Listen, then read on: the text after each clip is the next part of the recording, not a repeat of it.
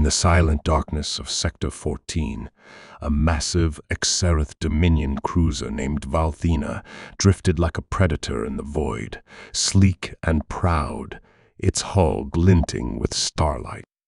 Captain Rilza stood on the bridge, her lavender skin illuminated by the flickering lights of the control panels as her crew worked in quiet precision. Moments earlier, long-range scanners had picked up an unknown vessel, a lone ship, drifting near a gas giant, cold and ancient. It didn't match any known signature. Its design was crude, boxy, and covered in scorch marks, clearly built by a primitive species. The crew chuckled at the sight. Another relic from a lesser race, no doubt. Reels ordered the ship pulled into scanning range. As data began flowing in, her science officer frowned. The hull wasn't made from any known alloy. There were layers of reinforcement, some designed to absorb energy, others to reflect or scatter it. The power core was inactive, but faintly pulsing as if in sleep. The vessel had no clear markings, except a name etched into the side in faded human text, UNS Vengeance. One officer, younger than the rest, hesitated. "Captain, this name, it matches a record from the quarantine archives." Rilza raised a brow. "Human?" The crew laughed again. Humanity was a forgotten race, once aggressive, chaotic, dangerous, even but long believed extinct or too broken to pose a threat. Their homeworld had fallen silent 7 centuries ago. Earth was now a sealed memory, its orbit watched by automated beacons, warning others to stay away. This ship couldn't possibly be from that time, could it? As the Valthena launched a deep scan, the laughter died. Instantly, alarms blared. One of the technicians screamed, clutching his head, blood leaking from his nose and ears before collapsing to the floor. Lights across the bridge dimmed. Reels shouted for a shutdown, but it was too late. The Vengeance responded. A low hum spread through space, and for a brief moment, the alien crew felt a presence cold, old, and angry. The ship lit up with dormant systems, a crimson glow pulsing beneath the blackened hull. Gravitic tethers snapped out and latched onto the Valthena, locking it in place. Panic rippled through the crew as they tried to disengage, but the alien vessel had already begun pulling them closer. It didn't fire a weapon. It didn't broadcast a message. It simply acted with purpose. A low, guttural voice suddenly echoed through every frequency. UNS Vengeance. Omega Directive active. Enemy contact confirmed. Response imminent. Rilza's eyes widened. "What is the Omega Directive?" she whispered. Her second-in-command accessed what little historical data they had.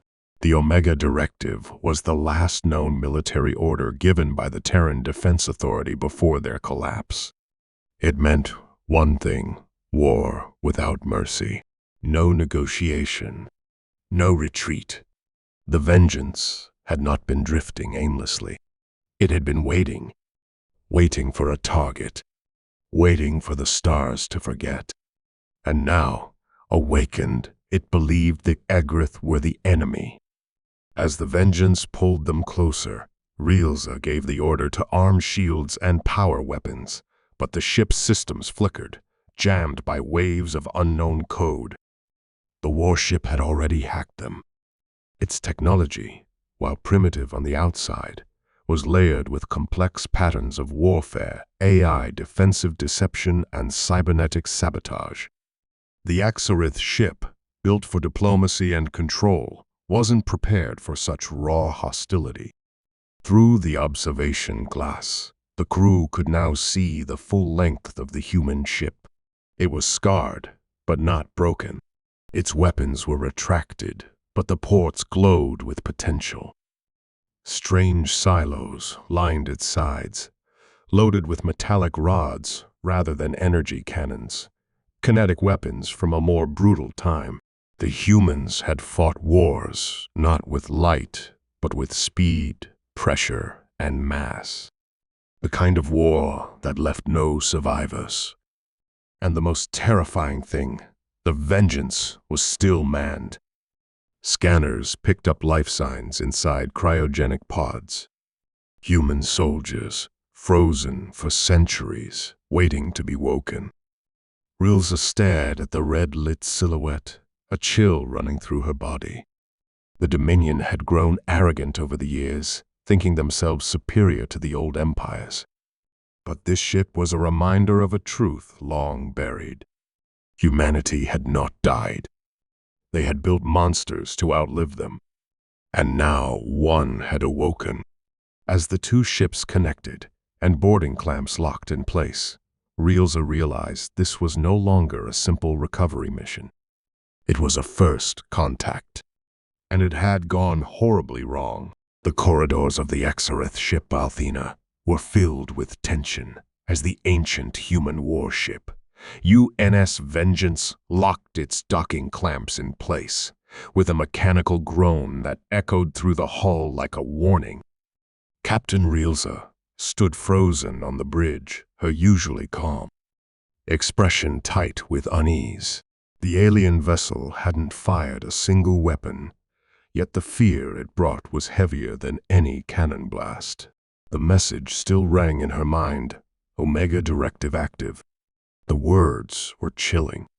As her officers worked to understand the data scrambled by the earlier scan, more strange results appeared. The ship's core was still active, though barely, and its systems were responding to unknown internal commands.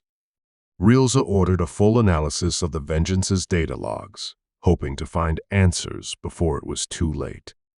Down in the science deck, Technician Valen managed to breach a part of the ship's memory core.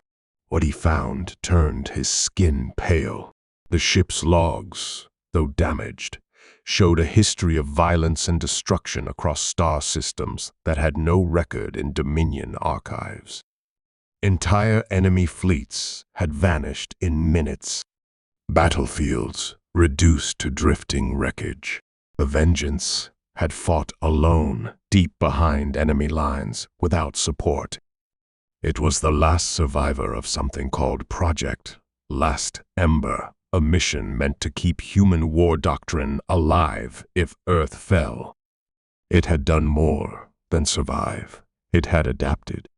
Human combat strategy was unlike anything the Exareth had ever studied. Where other species built weapons for defense or power, humans built tools to end wars quickly, by any means.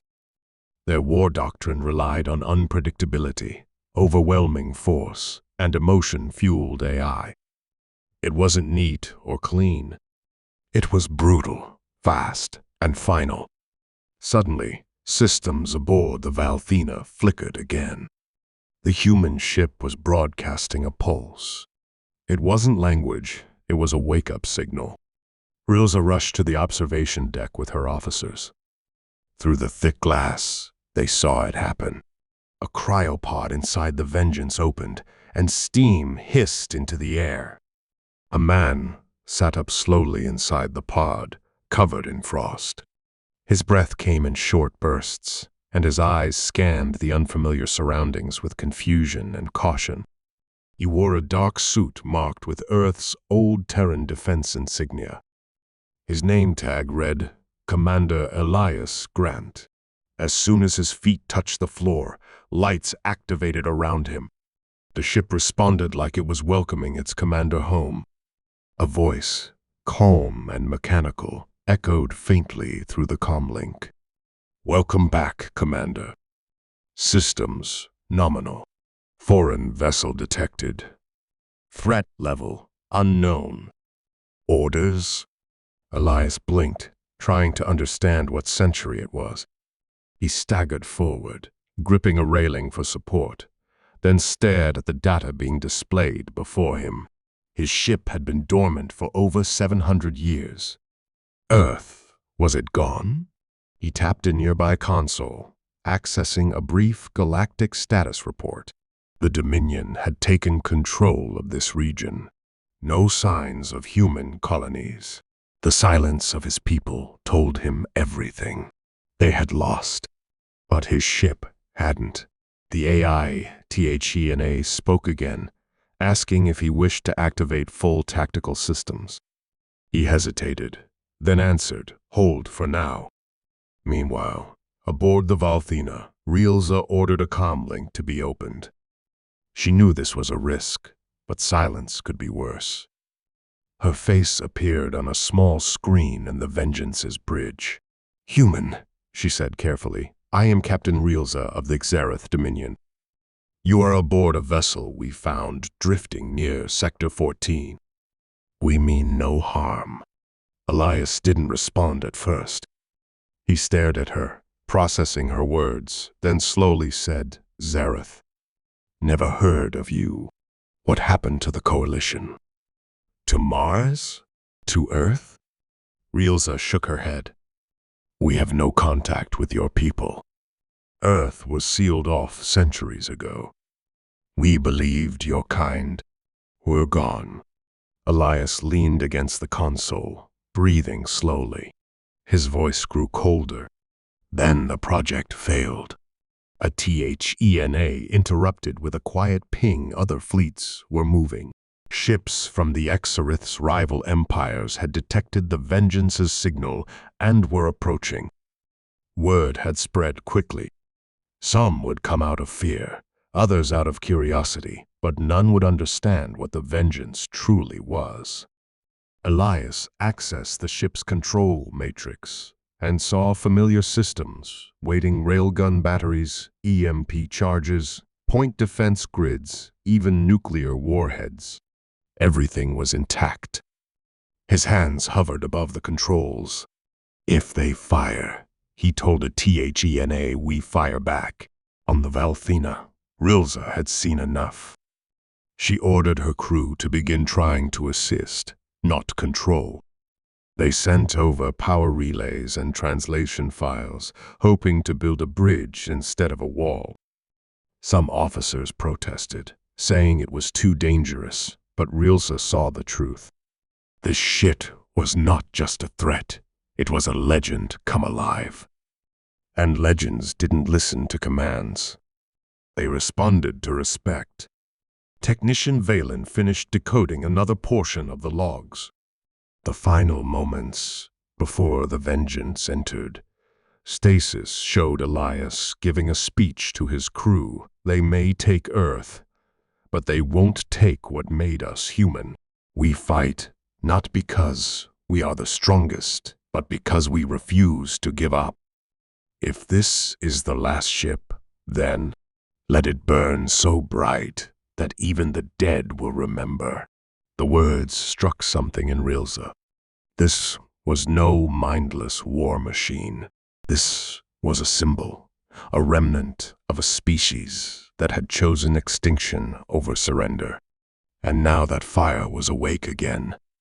As more alien fleets entered the system, preparing to surround the human ship, a THENA sent out one last signal, a burst of raw data, showing what had happened to Earth, what the Vengeance had seen, what it had survived. The images were horrifying. Massive machines tearing apart cities, orbital battles against impossible odds, human fleets making suicidal charges just to buy time for civilians. It wasn't just war. It was sacrifice. And the Vengeance had watched it all. Elias stood alone on the bridge of his ship, a man out of time, facing a galaxy that had forgotten his people. He wasn't sure what he would do next. The past was gone. Earth was gone. But he was still here. And in the silence that followed, the galaxy began to realize something they had ignored for centuries. Humanity wasn't extinct. It had simply gone quiet. Now it was awake. And it remembered everything. Elias Grant stood at the command center of the UNS Vengeance, surrounded by blinking lights and soft echoes of a ship waking from centuries of sleep. His breath fogging in the cold air as he watched unfamiliar stars through the front viewport, knowing none of them led home, because Earth was gone. His people were gone, and all that remained was this floating tomb turned warrior. This ghost of fire and steel, drifting in a galaxy that had forgotten what it meant to fight for survival, to burn rather than bow. And as a THENA's voice filled the silence with calm updates on system reboots and enemy ship movements, Elias felt the weight of history pressing down on his shoulders, not just as a soldier, but as the last representative of a species that had once stood tall among the stars, now reduced to whispers and warnings. And he knew he couldn't let their legacy fade, not after all they had endured, not after what he had seen in those final days when Earth had turned into a battlefield of ash, firestorms, and orbital sieges. And now, as alien fleets gathered around the Vengeance, drawn by fear or curiosity, perhaps both, Elias activated the old memory cores, calling up tactical simulations, weapons diagnostics, crew status. 12 cryopods still intact, 11 frozen humans in perfect stasis, engineers, pilots, 1 historian, and 1 child who had somehow been placed among them during the last evacuation. None of them were ready for this future, this galaxy of strangers who saw them as relics. But Elias had no choice but to lead, to adapt, because that's what humans did when all else failed. And aboard the Valthina, Captain Reels watched the readings from her consoles with a growing sense of awe and dread, for the data pouring in from the human ship made little sense to modern logic. Its armor reacting to scans, its weapons evolving based on threat assessments, and its AIA THENA adapting faster than most warships could respond. And though the human was talking with them now, trying to be calm, she could feel the power sleeping under the hull of the Vengeance. Something older and more dangerous than any Xerath technology. Something built not for peacekeeping or honored duels, but for one purpose: survival. Through superiority, and when Reelza offered an alliance, Elias didn't answer right away.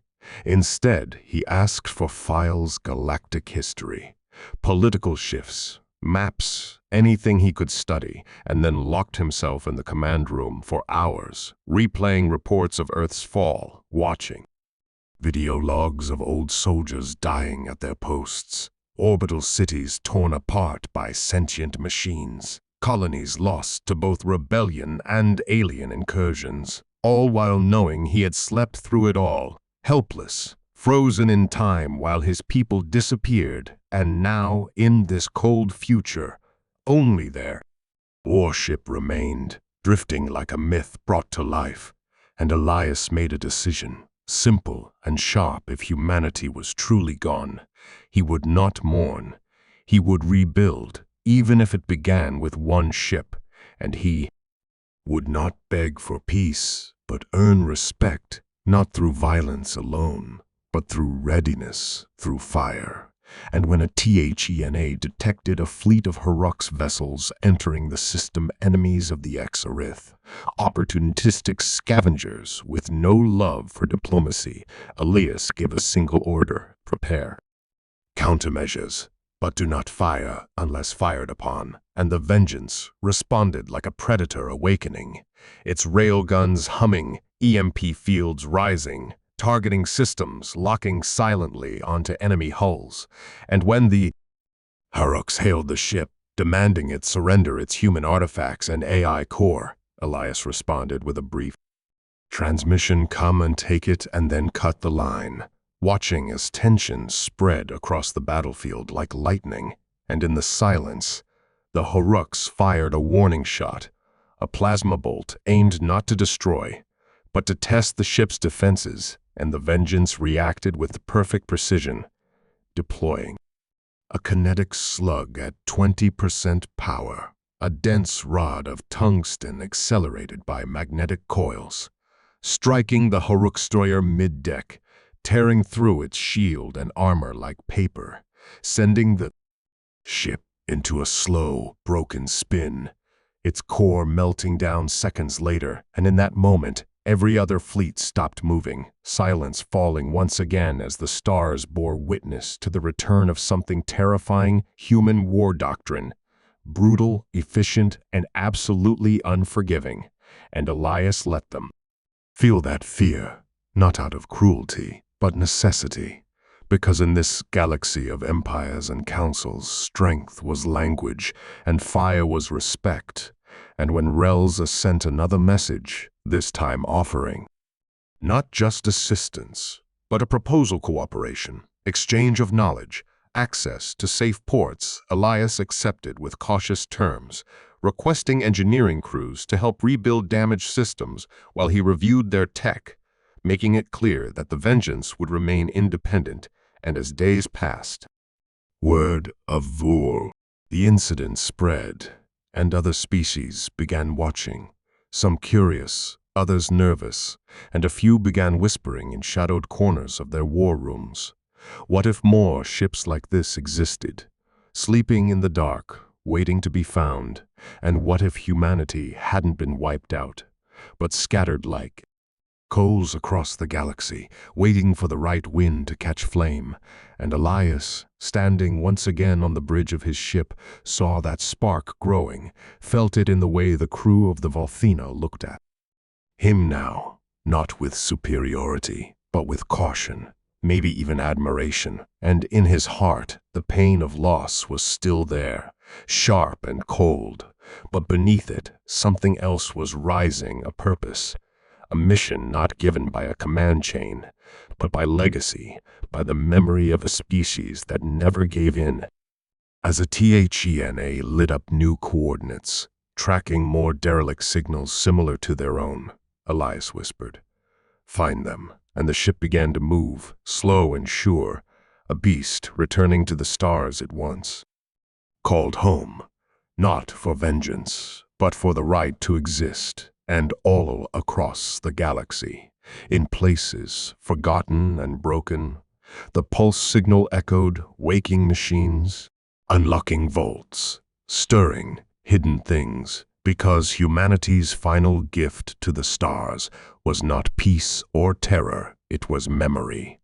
And memory, once awakened, burns. Far from the drifting shadow of the UNS Vengeance, deep within the glowing chambers of the Galactic High Council, the largest gathering in 100 years took place beneath the shining domes of Vortis Prime, where the 13 dominant species of the known galaxy met behind sealed walls, not to discuss trade or peace treaties, but to confront a rising fear that none of them could ignore anymore.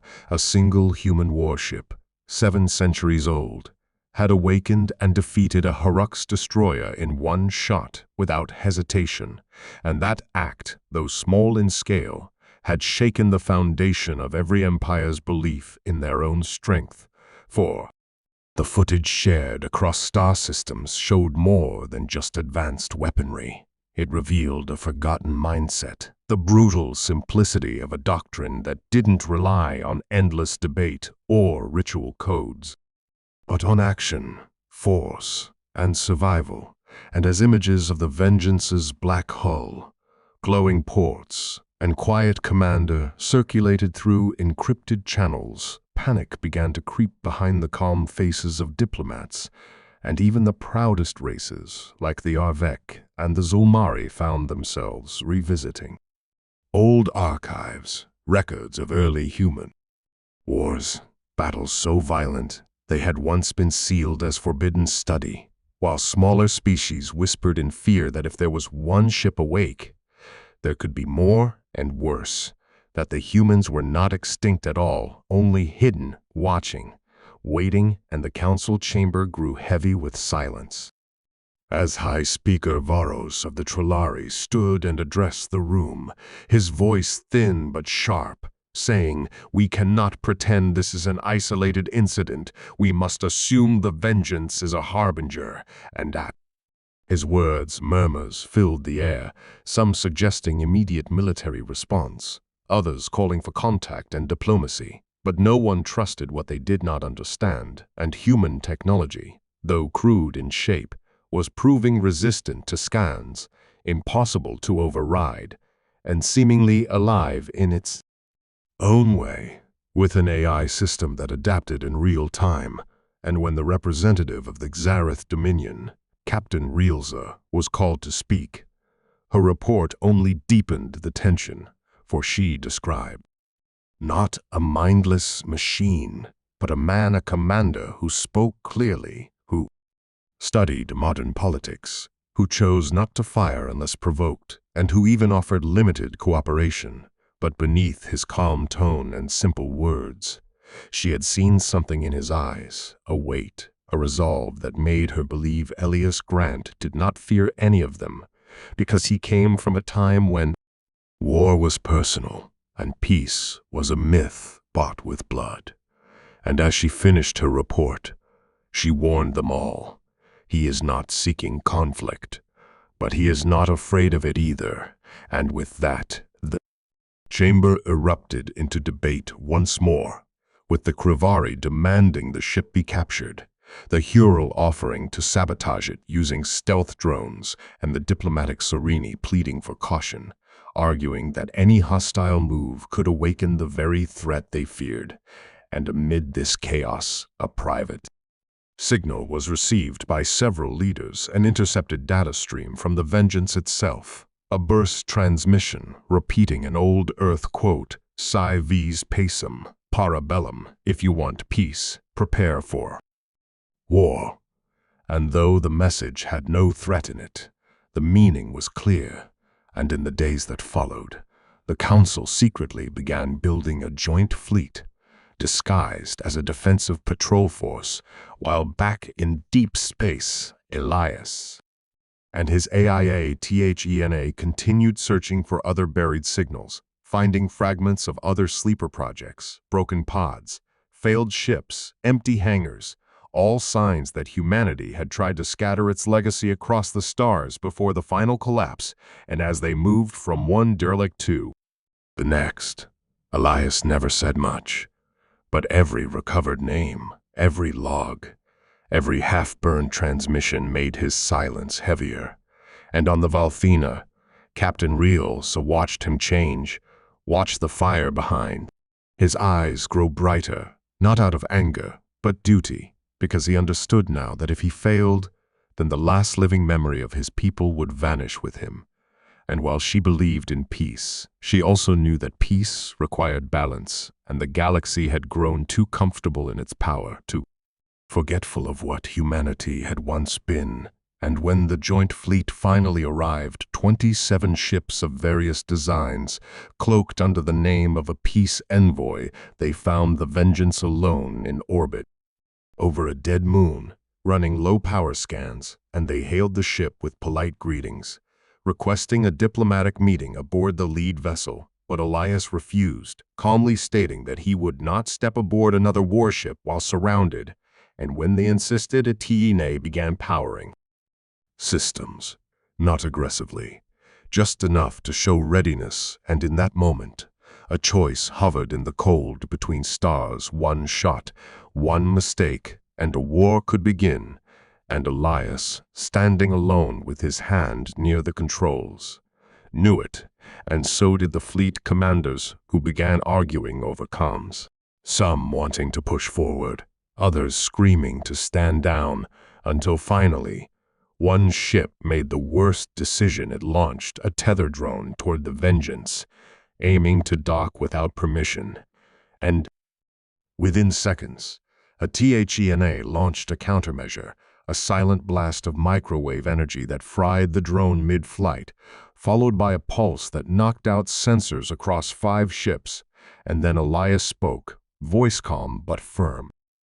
"There won't be a second," and he cut the transmission, letting silence do the rest. And as the damaged fleet drifted in confusion, their systems slowly recovering, The Vengeance turned away and vanished into warp space, leaving only a message behind in their logs. Humanity is not your enemy, but we are not your prey. And when that message reached the Council, the fearful consensus was born not to attack.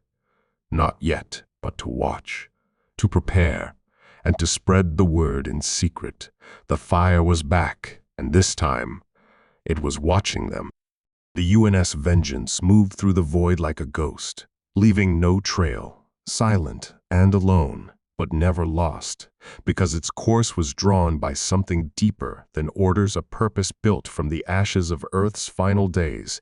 And Elias Grant, the last awakened human commander, stood at the center of that purpose, staring at the new star map on the main screen, one filled with symbols from forgotten beacons, old Earth colonies thought to be dead, and long-lost human outposts scattered across the stars, each pulsing faintly like a heartbeat buried under centuries of silence. And as a THENA worked to decrypt their signals, Elias saw a pattern forming, not random, but deliberate, like breadcrumbs left by desperate hands trying to save something precious.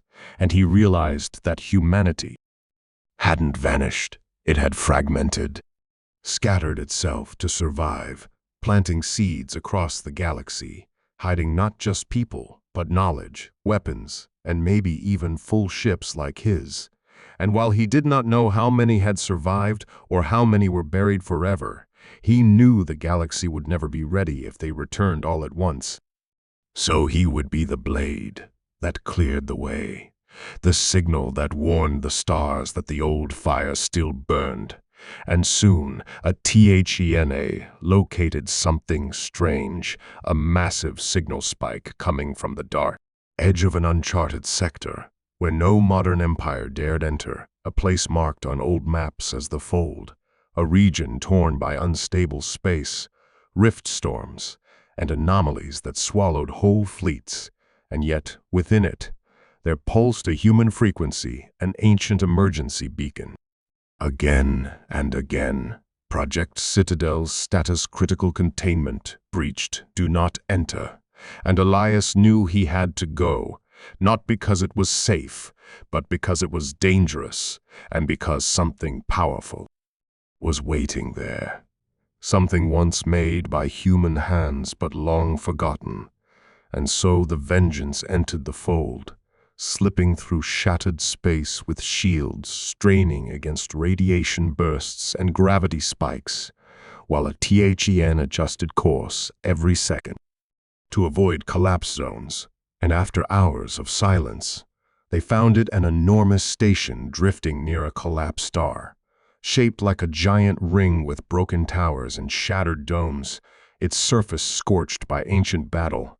And yet its beacon still blinked, its voice still called, and as Elias looked at it, he felt the weight of a terrible truth. It wasn't just a station.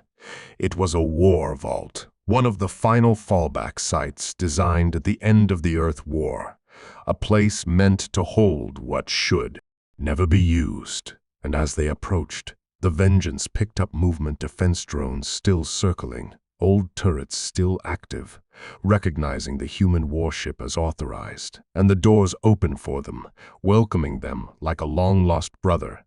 And inside, Elias found the past frozen in steel and silence, racks of weapons too deadly for peacetime, data cores filled with tactical models built to end wars in hours, prototype stealth suits, nanite bombs, automated strike units, and at the center, a hangar holding something massive, a second warship, not as large as the Vengeance, but faster, sleeker, marked with the name UNS Phoenix, and beside it, a cryopod still active, holding a woman in commander's uniform, her nameplate reading Captain R. Stone, and a THENA confirmed she had been in stasis for over 600 years, locked in a state of emergency override. And Elias hesitated, then activated the revival sequence. watching frost melt from her skin as she gasped awake, coughing and grabbing the edge of the pod, her eyes wild. Until they locked onto him, and something like recognition passed between them, though they had never met, and she whispered, "The Citadel failed." It got out, and Elias asked what, but she only looked at the vault walls and said, "Project Scorch," and at her words, a THENA triggered a data file hidden deep in the station's systems, showing an old Earth Black project, a weapon AI so advanced it had gone rogue before the fall, capable of infecting machines and rewriting battlefields, and the last known action of the Citadel team had been to lock it in a quantum cage buried under the station. But now something had disturbed it, and it was moving again, already spreading through the data grid of the vault.